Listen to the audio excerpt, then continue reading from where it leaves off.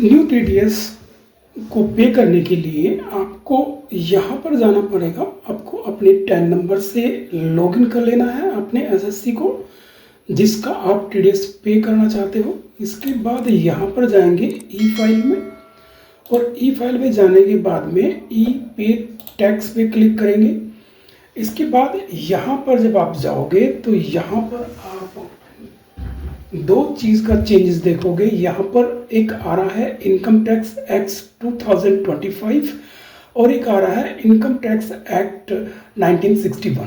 तो फ्रेंड्स, जो आप मार्च का टीडीएस पे करोगे, मार्च का टीडीएस अप्रैल मंथ में पे करोगे, वो टीडीएस आपका पे होगा इनकम टैक्स एक्ट 1961 के अकॉर्डिंग। बट जब आप अप्रैल मंथ का यानी कि अप्रैल से जो आप टीडीएस डिडक्ट करना शुरू करोगे और उसका आप पेमेंट करोगे मई के मंथ में, तो उस टाइम आपको यहाँ पर न्यू इनकम टैक्स एक्ट 2025 को सिलेक्ट करना है। तो यही आज का ये वीडियो का टॉपिक है। मैं आपको दोनों चीज़ ही करा के दिखाता हूँ। तो सबसे पहले हम करंट में कर रहे हैं अपने मार्च का टीडीएस पेमेंट, तो इससे हम सेलेक्ट करेंगे इनकम टैक्स एक्ट 1961। तो इस पर कंटिन्यू करेंगे फ्रेंड्स। ये ध्यान से करना है आपको, नहीं तो यहाँ पर प्रॉब्लम क्रिएट हो सकती है। इसके बाद जाएंगे न्यू पेमेंट पे, और यहाँ पर असेसमेंट ईयर आपको सेलेक्ट करना, ये भी बहुत ज़्यादा ज़रूरी है। तो जैसे कि हम अपने 25-26 का जो है, जो हमारा फाइनेंशियल ईयर है 25-26 जो ख़त्म हो चुका है, उसका टीडीएस डिपॉजिट कर रहे हैं। इसके लिए असेसमेंट ईयर होगा 26-27। अब यहाँ पर जाके जब आप ईयर सेलेक्ट कर लेंगे तो यहाँ अच्छा एक चीज़ और यहाँ पर चेंज हो गई है। जब आप ओल्ड इनकम टैक्स के अकॉर्डिंग आप अपना टीडीएस पे करोगे 1961 के अकॉर्डिंग, तो यहाँ पर असेसमेंट ईयर आएगा, और जब आप 2025 के अकॉर्डिंग करोगे तो फिर यहाँ पर, तो इसके बाद यहाँ पर पे टीडीएस एंड टीसीएस में जाके प्रोसेस कर लेंगे।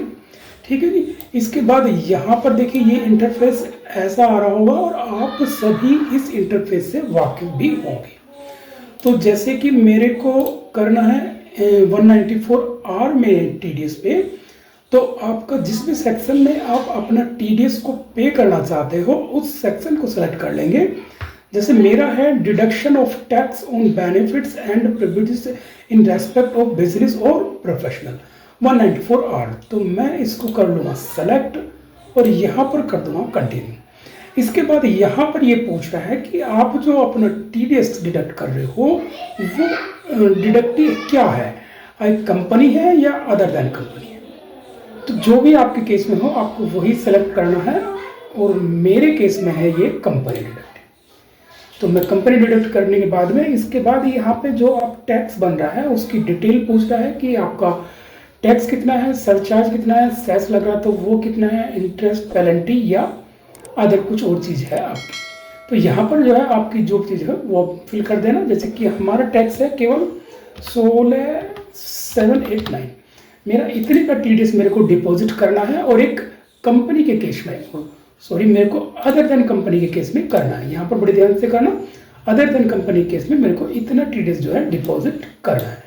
इसके बाद जब आप यहाँ फिल कर लोगे तो यहाँ पर आपको कंटिन्यू का ऑप्शन मिलेगा जिस पर आप सेलेक्ट कर दोगे। जैसे ही आप यहाँ पर कर लोगे फ्रेंड, तो यहाँ पे आपको गेटवे और पेमेंट का जो है ये आपकी विंडो खुल जाएगी।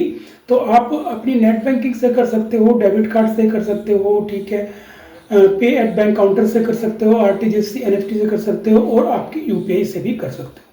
ठीक है, तो मैं यूपीआई को सिलेक्ट करता हूँ और इसमें मैं आपका फेडरल बैंक को सिलेक्ट कर लेता हूँ फ्रेंड। इसे सेलेक्ट करने के बाद में कर दूंगा कंटिन्यू फ्रेंड्स। ठीक है जी, और कंटिन्यू करने के बाद में यहाँ पर आपकी पूरी डिटेल आ जाएगी। आपको अपनी पूरी डिटेल ही यहाँ पर चेक करनी है फ्रेंड्स।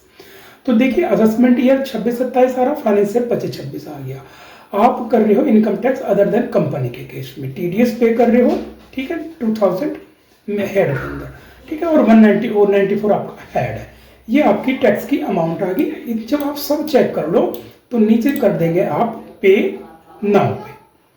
इसके बाद में नीचे जाओगे और यहाँ पर I agree to the terms and condition पे क्लिक करके सबमिट टू बैंक में क्लिक कर देंगे। क्लिक करने के बाद में ये पे नाउ वाले आपको ऑप्शन पे ले जाएगा जहां आपका टीडीएस डिपॉजिट हो जाएगा। तो पे नाउ पे आप क्लिक करोगे यहाँ पर, और पे नाउ पे क्लिक करने के बाद में ये आपको ले जाएगा, आपको क्रेडिट कार्ड से पेमेंट करना, नेट बैंकिंग से, यूपीआई से। आप अपने अकॉर्डिंग सेलेक्ट कर लीजिए फ्रेंड्स, आप इनमें से किसी के अकॉर्डिंग भी कर सकते हो। मैं यूपीआई को सेलेक्ट कर लेता हूँ फ्रेंड्स। यूपीआई में आप जैसे कि यहाँ पर क्यूआर कोड दिया है, मैं क्यूआर कोड को सिलेक्ट करता हूँ। आप अपने अकॉर्डिंग यूपीआई आईडी से भी कर सकते हो।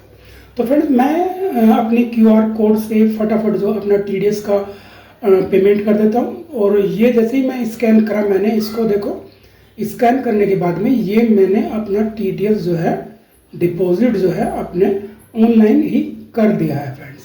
अब ये देखो ये प्रोसेस हो रहा है। जैसे ही मैंने वहाँ पर डन करा और ये प्रोसेस जो है होने लगी, ये पूरा जो है लोड चुका है। लिखा है the challan payment is successfully, you can download the challan receipt by clicking download. तो यहाँ से आप डाउनलोड कर सकते हो। ये देखो मैंने अपना चलान आपसे डाउनलोड कर लिया है, ठीक है। तो ये प्रोसेस था फ्रेंड पुराने जो इनकम टैक्स 1961 के अकॉर्डिंग जो हम अपना टीडीएस का डिपॉजिट करते हैं। अब मैं आपको बताता हूँ न्यू इनकम टैक्स के अकॉर्डिंग। तो न्यू इनकम टैक्स के अकॉर्डिंग आप ई पे जाओगे, फिर ई पे टैक्स पे जाओगे, और यहाँ पर आपको जो ऑप्शन है वो इनकम टैक्स एक्ट 2025 को सिलेक्ट करना है फ्रेंड्स। तो जैसे ही आप इनकम टैक्स एक्ट 2025 को सिलेक्ट करते हो, ऊपर भी आपका ई पे टैक्स 2025 आ जाता है फ्रेंड्स। तो ये विशेष रूप से आपको ध्यान करना फ्रेंड्स। इसके बाद आप कंटिन्यू पे आप क्लिक कर दोगे और यहाँ पर जाओगे न्यू पेमेंट पे। न्यू पेमेंट में जाने के बाद देखिए यहाँ पर टैक्स ईयर आ रहा है, जबकि पहले यहाँ पर असेसमेंट ईयर आता था। तो टैक्स ईयर सेलेक्ट करेंगे 2026-27 और टीडीएस के टेबल पर जाकर प्रोसेस कर देंगे। यहाँ पर एक न्यू टेबल आएगी, आपको टीडीएस की आपको पूछे जा रहा है आप कंपनी डिडक्टी है या अदर देन कंपनी। तो मैं कंपनी को कर लेता हूँ, और आपको यहाँ पर उसका रेसिडेंशियल स्टेटस बताना है जिसका आप डिडक्ट कर रहे हो, ठीक है। तो मेरा रेसिडेंशियल स्टेट डिडक्टी है और मैं यहाँ पर कंटिन्यू कर देता हूँ फ्रेंड्स। यहाँ पर आपको अपना चलान का कोड सेलेक्ट करना है, आप किस सेक्शन में अपना चलान सेलेक्ट कर रहे हो। तो जैसे कि मैंने 194R में करा था बेनिफिट के केस में। तो जैसे देखो मैं BEN लिखता हूँ और मेरा यहाँ पर जो है ये पूरी की पूरी डिटेल जो है यहाँ पर आ जाएगी न्यू इनकम टैक्स के अकॉर्डिंग। देखो यहाँ पर लिखा है एनी बेनिफिट ऑफ प्रिपेरेटिव, ठीक है। आप इसको पढ़ लीजिएगा, पूरी लिखी है जिसका सेक्शन पहले 194R था जो मैंने अभी आपको करके दिखाया। अब वो 393 sub section 1 table number 8V, ठीक है, और जिसका कोड है 1033 ये आ चुका है। तो अगर आप कोड ध्यान रखोगे तो भी ये आ जाएगा, ठीक है। यहाँ पर आपको फिर अपना जो भी आप अपना टैक्स डिपॉजिट करना चाहते हो जितने का भी, उसकी फिगर को यहाँ पुट कर दोगे और ऐड कर दोगे। नीचे आपका अगर इंटरेस्ट लग रहा है, लेट फी लग रहा है, पेनल्टी लग रहा है, जो भी आप आपको सेलेक्ट करोगे, और यहाँ पर डेस्टिनेशन पे आप सेलेक्ट करने के बाद में अगर आपका कोई और चीज लग रही है तो आपको भर के कंटिन्यू कर दोगे फ्रेंड्स। तो फिर कंटिन्यू करोगे आप, ठीक है। और यहाँ पर आपका जैसे पहले हो गया था ये आपका पेमेंट ऑफ गेटवे पे ले गई जा चुका है। आप किसके अकॉर्डिंग अपना पेमेंट करना चाहते हो, new net banking, debit card, ठीक है, NEFT अर्जित या यूपीआई के थ्रू। तो ये बिल्कुल अब सेम प्रोसेस है जैसा पहले करते थे, ऐसा ही सेम होगा, ठीक है। इसमें यहाँ से आगे कोई चेंजेस नहीं है, बिल्कुल सेम है बिल्कुल फ्रेंड। तो आप जो है यहाँ पर कोई जो भी आप जिसके थ्रू आप अपना चलान जो है डिपॉजिट करना चाहते हो उसके अकॉर्डिंग आप अपना कर सकते हो फ्रेंड्स। इसमें कोई बिल्कुल भी चेंजेस नहीं है, ठीक है जी। फ्रेंड्स ये छोटा सा वीडियो था जिसमें मैंने आपको ये बताया कि टीडीएस का हम डिपॉजिट किस तरह कर सकते हैं फ्रेंड्स। अगर वीडियो अच्छा लगा तो वीडियो को लाइक शेयर करना